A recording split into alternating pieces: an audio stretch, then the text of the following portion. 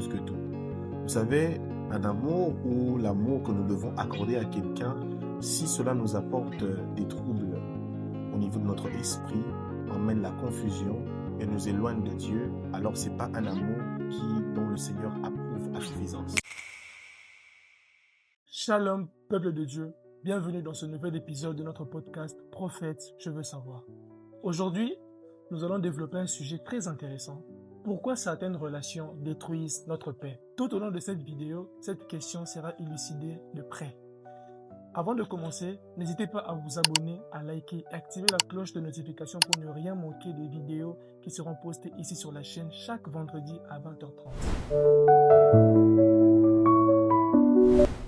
Nous revoilà à notre première rubrique, les questions. Je ne suis pas seul. Je suis aux côtés d'un invité de marque, un invité d'honneur, j'ai nommé le prophète Merlin. Comment vous allez, prophète? Très bien, vous. Très bien par la grâce de Dieu. Je suis ému que vous ayez encore accepté notre invitation pour ce 3e épisode de notre podcast. Merci. Alors, nos auditeurs nous ont fait parvenir plusieurs types de questions, dont la première est, prophète, comment expliquer que certaines personnes entrent dans nos vies et depuis, on n'a plus la même paix qu'avant? Waouh! Très très bonne question, mais si je dois répondre à tous ceux qui nous suivent en ce moment, ce que vous devez savoir déjà, c'est que le Seigneur ne permet pas à l'homme d'avoir toutes ces rencontres que vous voyez. Il y a des rencontres qui ne sont pas organisées par Dieu.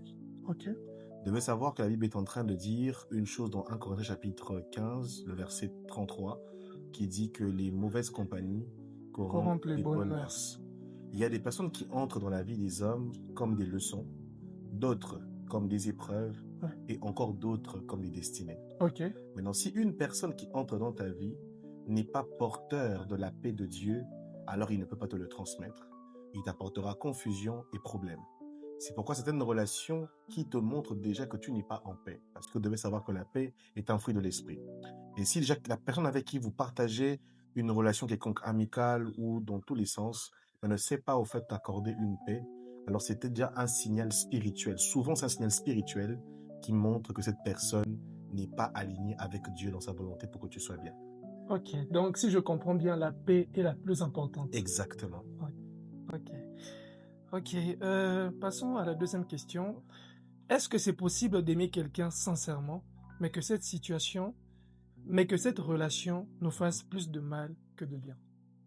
Oui, c'est possible. C'est possible d'aimer quelqu'un sincèrement parce que l'amour humain peut être aussi sincère, mais mal dirigé. Comment ça?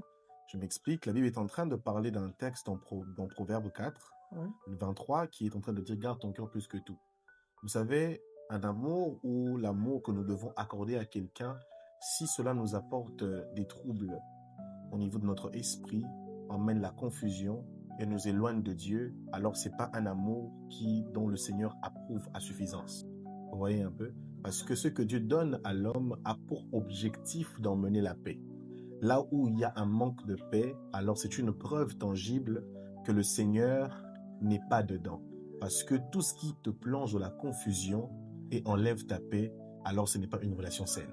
Alors, prophète, j'ai une question. Comment reconnaître que cette relation est toxique ou pas? Déjà, la Bible est en train de dire dans Matthieu chapitre 7, le verset, je pense, 16, qui dit ceci, que vous leur reconnaîtrez par leurs fruits.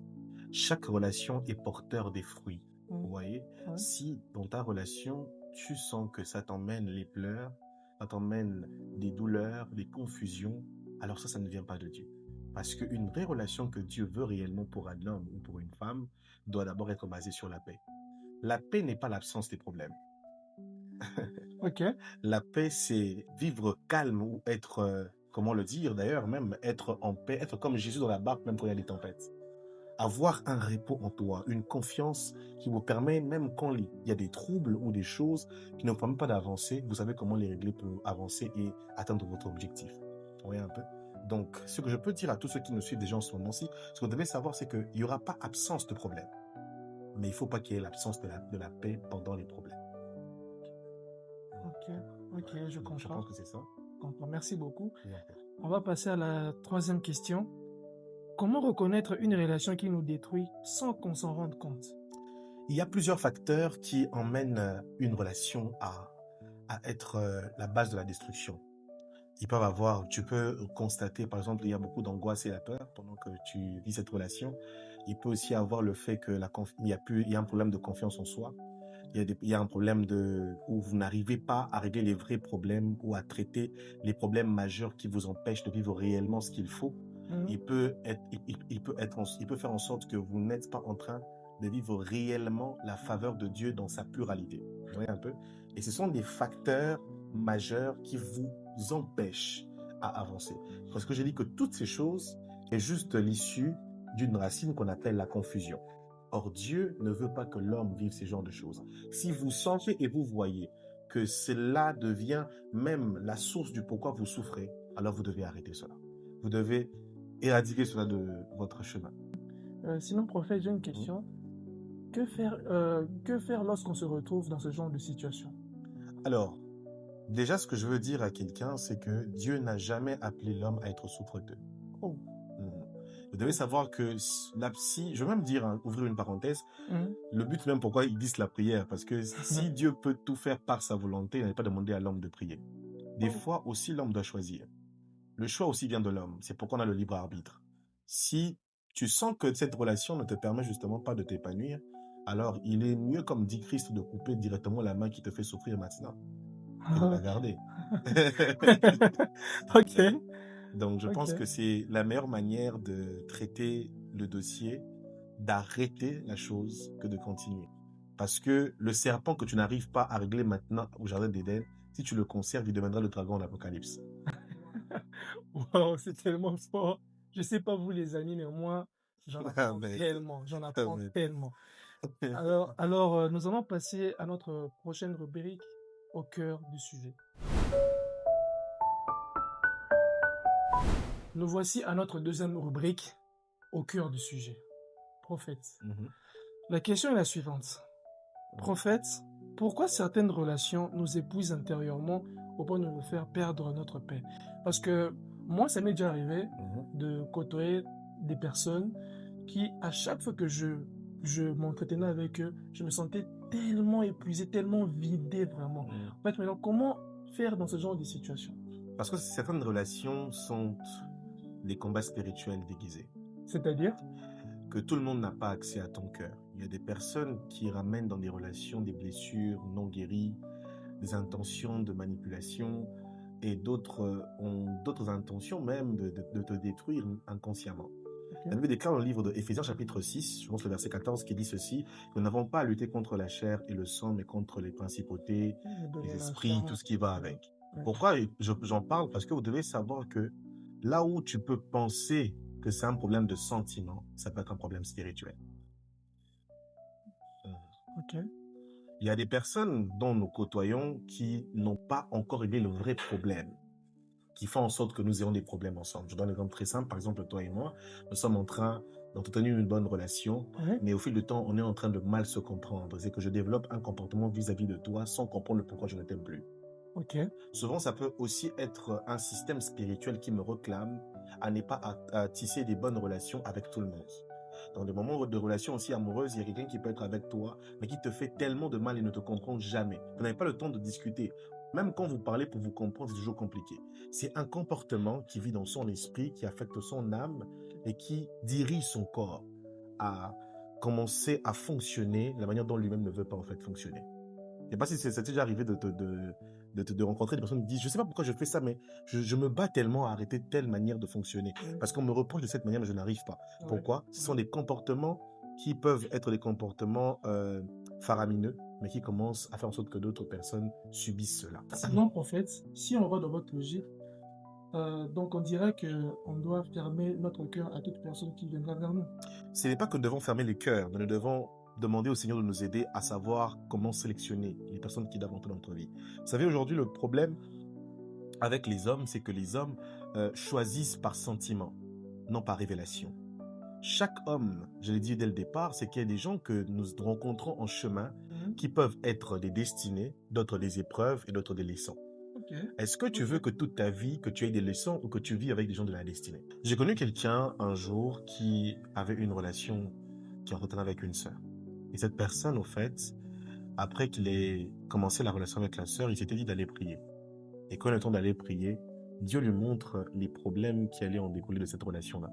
Disons à la sœur que voilà, je vois que ça ne va pas marcher. Et toi même avant de dire à la sœur, il demande à la sœur d'aller prier.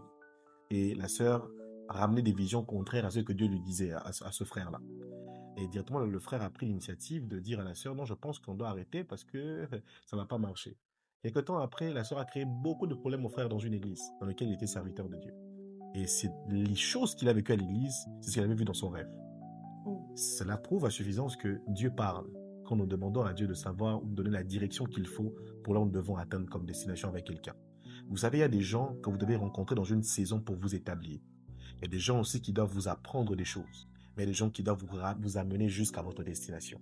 Je m'explique, il y a des David qui doivent vous rencontrer, un Samuel qui doit le oindre pendant un temps. Il y a aussi des Saül qui doivent te suivre pour donner la leçon d'être fort avant de devenir roi. Il y a aussi des Jonathan qui doivent te céder l'habit princier pour devenir roi à sa place. Parce qu'il y avait déjà un prince, mais lui n'était pas prince. Et parce qu'il était oint pour devenir roi, il fallait que Dieu prépare le cœur de Jonathan de laisser sa place à David. C'est pourquoi quand David a eu à gagner Goliath, qu'est-ce qui se passe? David déclare aussi que directement, Jonathan s'est attaché à David et il donna son épée et ses vêtements. Or, un prince n'avait pas le droit de donner ses vêtements à un homme, à un individu. Il avait compris que sa place n'était pas d'être prince, était la place de David parce qu'il deviendra roi. Vous voyez, Dieu prépare toujours des personnes qui doivent t'aider à atteindre une dimension de ta destinée. Mais si vous ne comprenez pas ça, vous allez commencer à vous perdre par vos sentiments. Parce que vous devez savoir qu'au-delà du fait que l'esprit parle, l'âme aussi est intéressée dans quelque chose. Si tu suis le mouvement de ce que tes yeux voient et non de ce que Dieu dit de toi, tu te perdras. Ok. Je ne sais pas vous les amis, mais je suis tellement édifié parce que... Amen. Alors, nous allons entamer directement la troisième partie de ce podcast. Nous voici à notre troisième rubrique, Prophète, prie pour moi. Avant de continuer, j'ai une question pertinente pour vous, prophète. Quelle prière peut faire une personne qui se retrouve dans ce genre de situation? Wow, une très très bonne question. Tous ceux qui nous suivent en ce moment, ce que je pourrais vous dire déjà en prélude, c'est que vous devez savoir, il y a dans le livre de Matthieu chapitre 11, verset 28, la Bible déclare ceci: « Venez à moi, vous tous qui êtes fatigués et chargés, vous donnerez du repos. » Quand quelqu'un est limité, il a besoin de se reposer chez Dieu. Quand quelqu'un est fatigué de cette confusion relationnelle, toutes les choses qui ne lui permettaient pas d'avoir la paix, cette paix, il ne peut que l'avoir chez Dieu. J'aime la continuité de ce texte, il dit: « Mon fardeau à moi est léger et doux. » Dieu te décharge, mais ce qu'il te donne comme charge ne pèse pas. Donc, cela veut dire que si la relation que tu avais pesée, il te donnera une chose qui va t'alléger. C'est pourquoi la preuve que je demanderai à quelqu'un de faire chez lui, là où tu te retrouves maintenant, tu vas juste dire au Seigneur: « Seigneur, j'ai tant besoin de toi. Je suis fatigué, mais le peu de force qui me reste, c'est de venir vers toi, afin que tu reçoives mon fardeau. Seigneur Jésus, je suis en train de prier pour ce frère ou pour cette sœur qui m'écoute en ce moment. Seigneur, tu connais le poids dont elle est en train de vivre dans sa relation. Peut-être que c'est dans un mariage, peut-être que c'est dans ce moment de fiançailles, peut-être que c'est au niveau du travail, peut-être que c'est dans une relation amicale, mais ça marche pas. Beaucoup de problèmes, beaucoup de contraintes, beaucoup de haine l'entoure, beaucoup de confusion, beaucoup d'incompréhension et l'habit qu'il est en train de porter en ce moment-ci. Seigneur, tu as dit dans ta parole: « Venez à moi, vous tous qui êtes fatigués et chargés. » Seigneur, nous avons les charges, mais toi, tu as le repos. Viens accorder le repos, Seigneur, à ces personnes qui m'entendent en ce moment. Seigneur, je crois que tu peux changer leur vie et leur accorder la grâce. Merci de les bénir et de couvrir les peines de leur cœur et de panser les blessures. Au nom de Jésus-Christ, j'ai ainsi prié. Amen. Amen, amen, amen, amen. Nous voici à la fin de notre podcast. Déjà, merci beaucoup, prophète. Merci à vous. Merci beaucoup en tout cas.